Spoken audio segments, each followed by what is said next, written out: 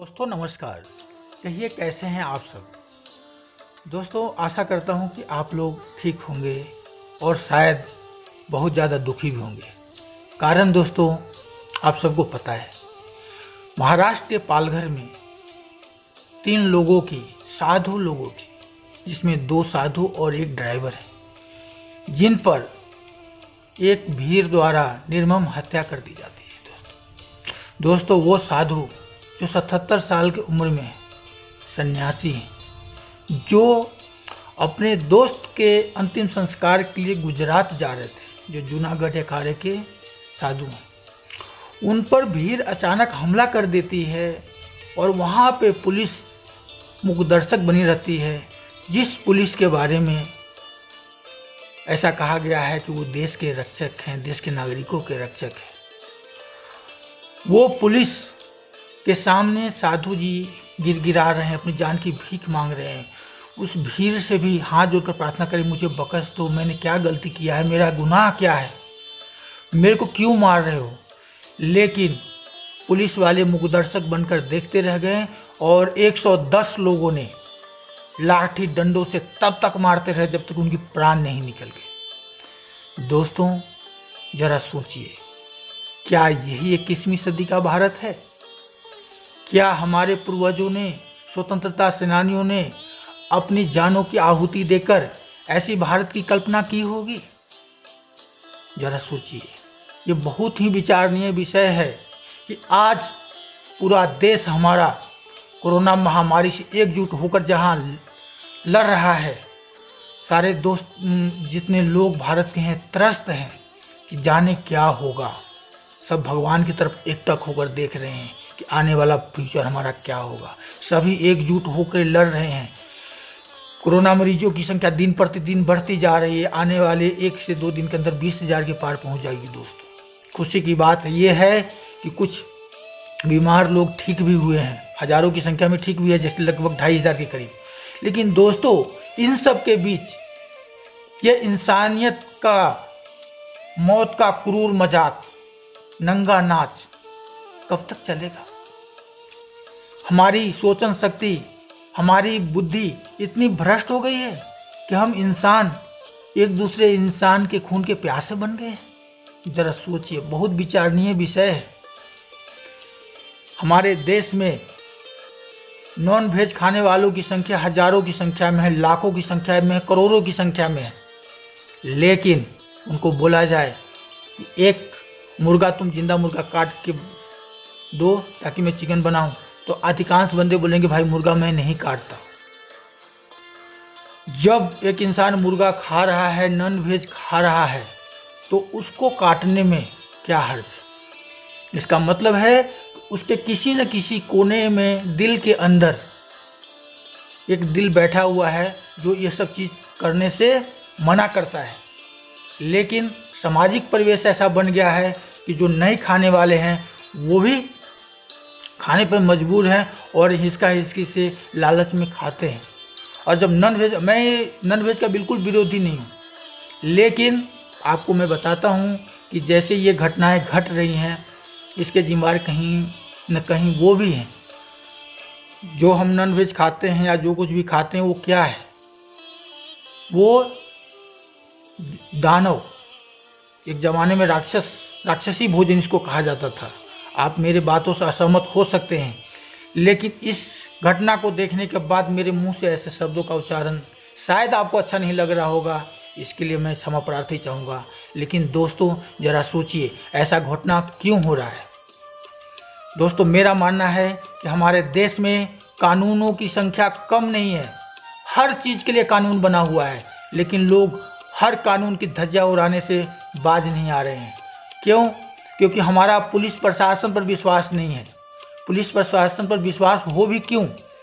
जो पुलिस हमारे रक्षा के लिए बना हुआ है, वो एक इंसान को मारा जा रहा है, उससे दया की भीख मांग रहा है, मुझे बचाओ, और मूकदर्शक बने हुए।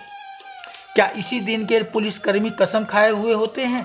क्या इसी दिन के लिए उनके तनख्वाह दिया जाता है कि अपने बीवी बाल बच्चों परिवार का भरण पोषण करो, और जब लोग मरते रहें तो तुम मूकदर्शक होकर खड़े रहो वहाँ पे?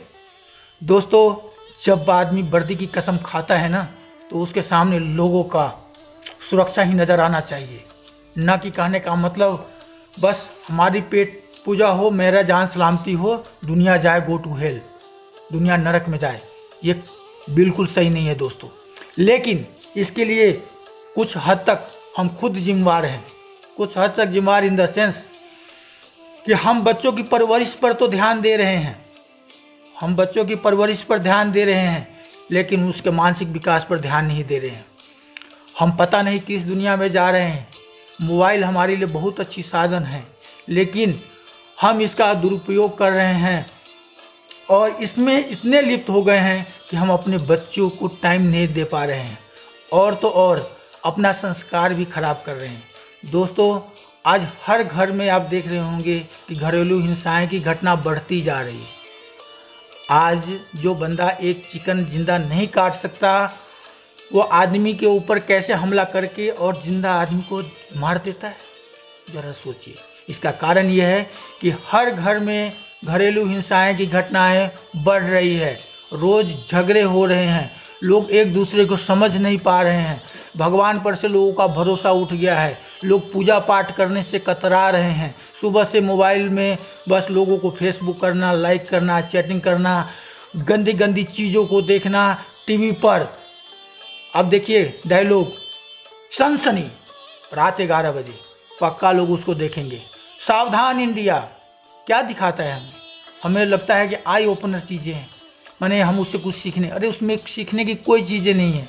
जहाँ तक आपके दिमाग में गंदगी भरेगा, नए नए स्ट्रेटजी पैदा होगा कि हमको ने कैसे किसी को खून करना है, कैसे किसी का समय लूटना है, कैसे किसी की इज्जत लूटनी है, असमत लूटना है, कैसे किसी को बर्बाद करना है। दोस्तों, देखना अच्छी बात है, मैं किसी चैनल का विरोधी नहीं हूँ, लेकिन उसको अपने लाइफ में अप्लाई तो मत कीजिए, जस्ट फॉर इंटरटेनमेंट। लेकिन इंटरटेनमेंट के आड़ में लोग पता नहीं ऐसे ऐसे जघन्य अपराधों को अंजाम दे रहे हैं। दोस्तों, मैं आज इतना दुखी हूँ, दुखी होकर ये वीडियो को बनाया हूँ। आशा करता हूँ इस वीडियो को आप देखिए। मेरे चैनल को सब्सक्राइब करना हो सब्सक्राइब कीजिए, नहीं करना हो मत कीजिए, लेकिन हमारी बातों को दोस्तों लोगों तक पक्का पहुँचाइए।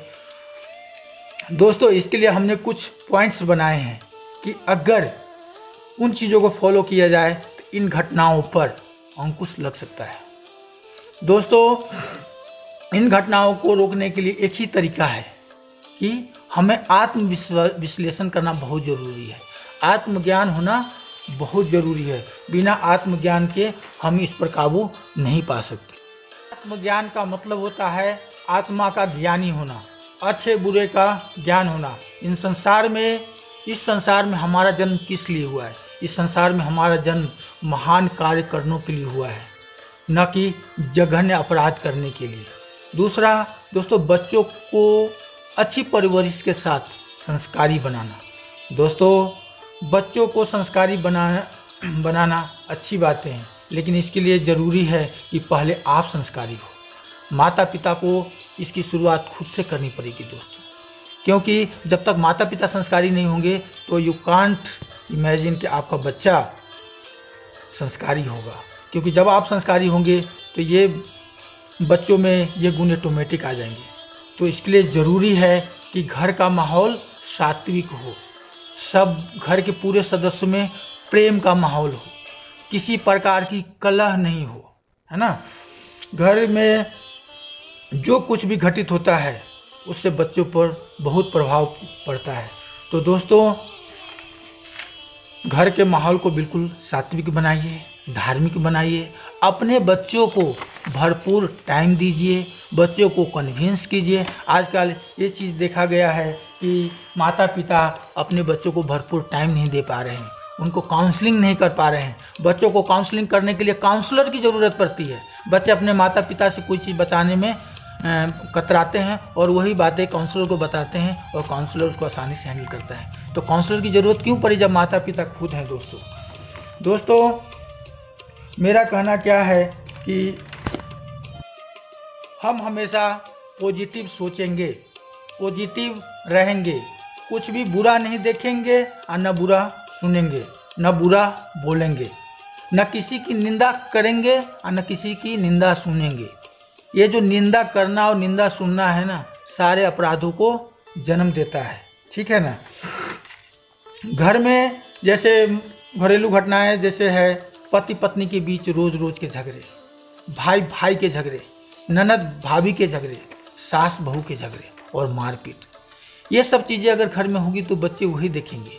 और ज़रा सोचिए, एक बच्चे का जब जन्म होता है कितना छोटा होता है, कितना प्यारा होता है, वो कच्ची मिट्टी के समान है, उसको जैसा ढालना चाहेंगे वैसा ढालेगा। लेकिन बच्चा धीरे धीरे बड़ा होता है, घर का जो माहौल देखता है ना, रोज़ की किचकिच चिकझिक झगड़े, उसका माहौल ऐसा ही बनता जाता है, मन प्रवृत्ति ऐसी बनती जाती है और बड़ा होकर ऐसी घटनाओं को अंजाम देता है। फिर हम बोलते हैं कि इनकी इंसानियत कहाँ गई, ये जघन्य अपराध कर रहे हैं, क्रूर व्यक्ति। दोस्तों, अगर अभी से इन चीज़ों पर अगर हम ध्यान दिया जाए, इन सारी घटनाओं को रोक सकते हैं। सबसे पहली बात है, अपना राज धर्म का पालन किया जाए। हमें क्या करना चाहिए, क्या सही है, क्या गलत है। इंसान इंसान से अगर प्यार नहीं करेगा तो किससे प्यार करेगा। एक जानवर को भी अगर हम प्यार करते हैं तो नज़दीक हमारे आ जाता है। इंसान तो इंसान है। तो बुरी चीज़ों को देखने से बचें और अपने परिवार को अच्छी परवरिश के साथ अच्छा तालीम दे दोस्तों। तो इन घटनाओं पर अंकुश लगाया जा सकता है। आशा करता हूँ दोस्तों ये वीडियो आपको पसंद आया होगा।